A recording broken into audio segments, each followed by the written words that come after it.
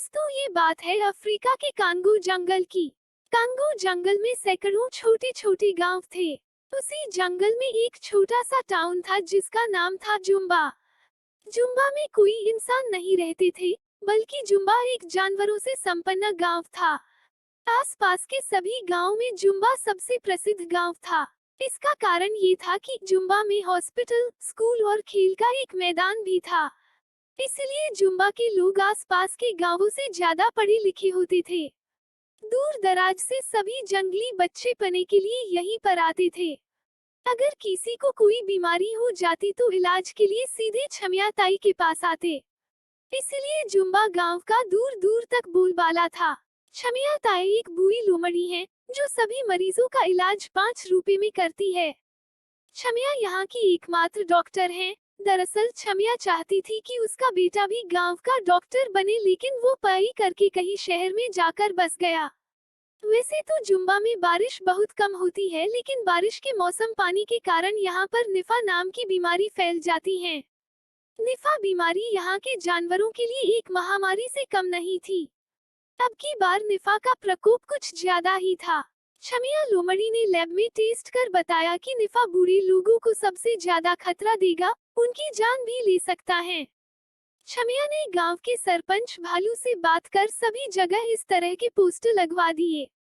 बीमारी से बचना तो घर में ही रहना, अगर जीवन को है बचाना तो 2-4 सप्ताह मत नहाना। जानवरों को इतना कहने के बाद भी वे बारिश का आनंद लेते रहते और बीमार पड़ने पर छमिया के सामने जाकर खड़ी हो जाते। छमिया बेचारी अपना काम समझकर उनका इलाज कर देती थी। जानवर लापरवाही करती गई और निफा बीमारी और अधिक फैलती गई। मरीजों का इलाज करते करते छमिया ताई को भी निफा हो गया। छमिया ताई ने मरीज की तरह बिस्तर पकड़ लिया। अब पूरे गांव में इलाज करने वाला दूसरा कोई नहीं था। बीमारी अधिक फैलती गई और लोगों के मरने की संख्या भी काफी बढ़ चुकी थी। छमिया को इस बात का बहुत डर था कि अब वो किसी का इलाज नहीं कर सकती हैं। लेकिन छमिया से रहा न गया और उसने वैक्सीन बनाने का फैसला किया। अगले दिन छमिया ने सरपंच भालू से कहकर एक मीटिंग बुलवाई। छमिया ने कहा कि मैं बहुत जल्द इस बीमारी की वैक्सीन बनाने वाली हूँ, लेकिन मुझको इसके परीक्षण के लिए 3 लोगों की जरूरत पड़ेगी। क्या आप में से कोई 3 लोग तैयार हैं? और याद रखिए कि इसमें आपकी जान को खतरा भी हो सकता है। लेकिन अगर एक बार हमारा टेस्ट सफल हो गया तो फिर हमारे लाखों जानवरों को इस बीमारी से बचाया जा सकता है। सभी जानवर एक दूसरे का मुंह देखने लगे और कोई राजी नहीं हुआ। छमिया को बुरा लगा, लेकिन उसने ठान लिया कि वह लोगों को इस तरह मरने नहीं देगी। छमिया ने तय किया कि सबसे पहले वह खुद पर ही इस वैक्सीन को आजमाएगी। छमिया गुप्त तरीके से 5 दिनों तक जंगल में घूमती रही और जड़ी बूटियों को इकट्ठी करती रही। जड़ी बूटियों को लेकर वह हॉस्पिटल में आई और उसने एक दमदार वैक्सीन का निर्माण किया। दरअसल दमदार को लेने के बाद कोई भी जानवर 4 घंटों के लिए गहरी नींद में सो जाता है। अगर 4 घंटों के बाद नहीं उठा तो ये टेस्ट फेल हो जाएगा।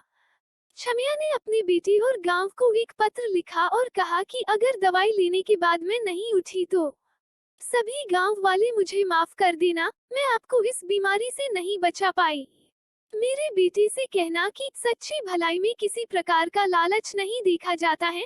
अगर तुम गांव में रहकर लोगों की सेवा करोगे तो तुम्हें इन गरीब लोगों की सेवा का पुण्य मिलेगा।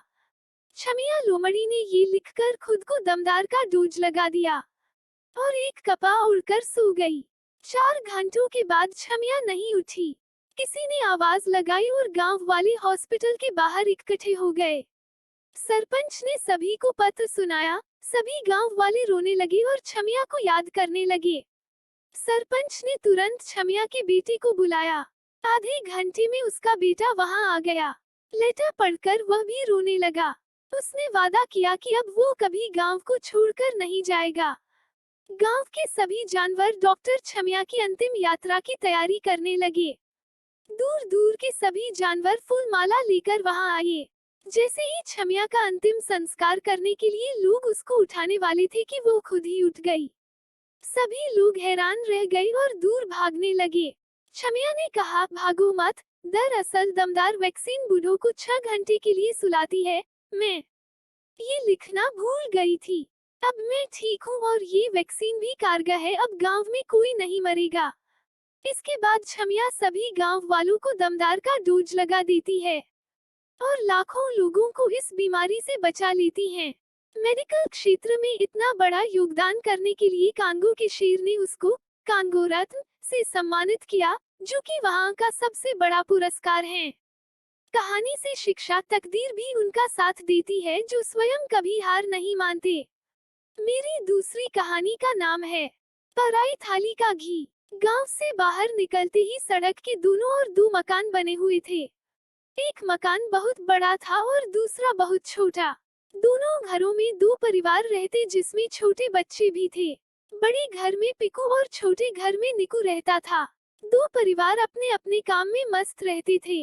जब निकू गलियों में खेला करता था तो पिकू अक्सर घर के ऊपर जाकर उसको देखा करता था। निकू गलियों में दोस्तों के साथ कंचे खेलता, कभी टायर दौड़ाता तो कभी कुत्तों के साथ खेलता। पिकू का भी मन करता कि वह भी उनके साथ जाकर खेले और खूब मजे करे, लेकिन उसकी मम्मी उसको जाने नहीं देती। जब कभी पिकू वहां जाने की जिद करता तो उसकी मम्मी बोलती कि तुम यही अपने घर में खेलो। तुम्हारे पास इतने खिलौने हैं जितने पूरे गांव में नहीं होंगे। लेकिन पिकू का मन तो बाहर उस गली में लगा हुआ था। दूसरी तरफ निकू जब पिकू को देखता तो उसका मन उसके खिलौनों में लग जाता।